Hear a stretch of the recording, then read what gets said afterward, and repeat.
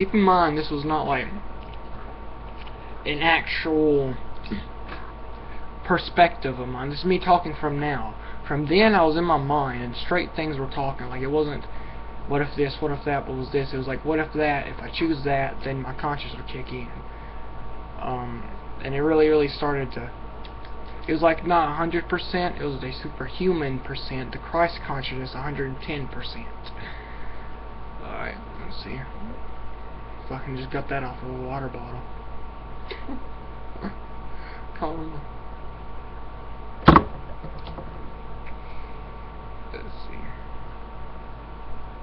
Yeah, I found myself going, and somehow I ended up all the way over to the. Keep in mind, I'm fucking drenched. I'm tired as hell. Even like over and at the very beginning, I asked myself, Tyler, do you? I said, Hecate, can I go back? She said, if you wish. And I said, no, it's my intuition that I answered to that time. And yeah. And then it said, as you wish. You can if you wish. I said, Tyler, do you want to? I said, yes. I said, should I? And it said, no. And I said, what are you going to do? I might turn fucking right and start going. And it's mine, you know, this is me talking right now. I can't tell you what happened then because it's like I wasn't even here. It was the power of now. And after that, I found myself at the first pond, and there was the black cow, Hecate, whatever you want to call it. And she was sitting there on a path. It was a path that you have to walk across, and it was muddy and everything. And there she was, looking. I looked at her, she looked at me. I was scared. I chose to go around. I went around and had a lot of still in my mind, thinking like, you know, what if she wanted, like, I thought it was. And then I walked up the hill. When I walked up the hill, there was a thing I could go left, which was a way straight up back home, or I could go right. And that was where the pond. This is where me and my friend Tristan found clay one time. This is where he got stuck in the quicksand. I had helped him out, and he pushed me back in. Well, not really. This is where Bella went swimming. This is where we found the turtle. This is where we talked about having fucking huge ass party, and then we're going up the hill. We fucking felt like we were like Indians and shit.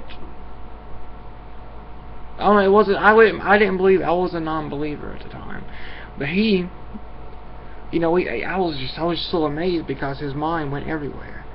And when he was talking about going up the hill. We were fucking army men, like Navy SEALs. We had talking about paintball, like we were so fucking, and then we like run, and then we'd run, then he'd scream stop, and then we'd stop, and then we'd do a flip up the hill, and then Bella was thinking she was going in behind the closed doors and going behind them, and she was like, we were like, no, get on, Bella, and then we started to go get Bella, and then the damn hawk was above us and like kept flying around, like, it's gonna eat her.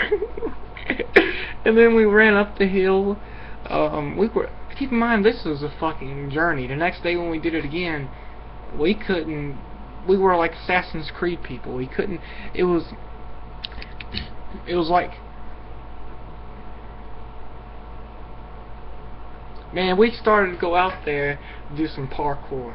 We got into YouTube and we were parkouring it out, man. We were sitting here and we started training, and then we went around the yard. Keep in mind, I had a fucking gash in my foot. I don't know if you can see it, but yeah, I don't know if you can see it, but there's a gash there that I did.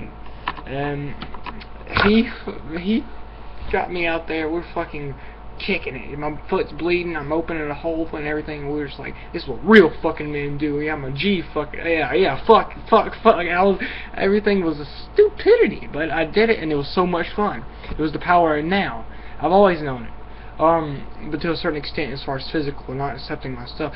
Okay, and then we were running, and we were doing like parkour and jumped in the front of the first tree. We'd run up and pop off of the tree and try to climb up it, and then we went to the light post thing, and like I always had to be the one of the bunch that had to do something fucking crazy to prove myself.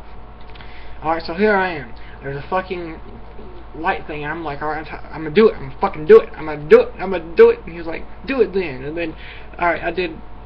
I ran, and here I go. As soon as I jumped up, I wasn't measuring. Wasn't conscious. I was into here and now. Wasn't thinking. I didn't use my brain. I wasn't rational at the time. Which is why hopefully you'll be the rational thinker. I ran straight into the light post thing instead of hopping, like climbing up it. We had a theory that I saw, and it was like when you were climbing up a tree, if you lean straight back, you're gonna keep moving your knees up straight, you would go up, like, you know, you keep climbing the ladder. But if the moment you accept defeat, like you're going and you bend your back, that's weight going down. The moment, and then with the last moment when you're climbing up, you have to push your feet and tip up, like, and it gets you up higher. And that's a parkour ideology, I guess. I don't know, survival technique, I don't know. But basically, I ran straight into it, banged my damn head and everything. It was really my elbow that hurt the most, though. And then 6 went out. We kept training. Like, he was about a good one. They traced about one good 145, 150. You know, he ain't. He's in pretty good shape, and he's fucking fast as fuck. I'm fast. I was fast for my size too. Now, I was about 180 at the time, and horrible shape because I just picked up on smoking. You know, I had a cigarette butt in my mouth all this damn time, and I went through like it was bad. It was just I just smoked like, I don't know. It was probably about two months, and I just quit because I didn't see no point in it. Before that, I said it was a pointless habit. There was no reasons behind it, and then I did it, and then it peer pressure. Did it, and I started liking it. Didn't like it at first, and then I did it. My mother told me she stole a pack of cigarettes and she had it under her bed, and she smoked them, and then she's like, how the hell it lasted her like 6 months, and now she smokes a pack a day. But yeah, it's basically just a way for you to transcend your thoughts through that, you know, it's motion. Literally does nothing to you but kill you. It's just a psychological effect. Once you get over it, you're good. I did it. I got over it. People were smoking in front of me, and you know, I didn't do it. It was just no, I don't do that. And I stopped, and now I tried to smoke a cigarette one time, and it regurgitated me. I got sick, and like because it was this girl that I used to think liked me, and I at the time was not really open to talking to anyone.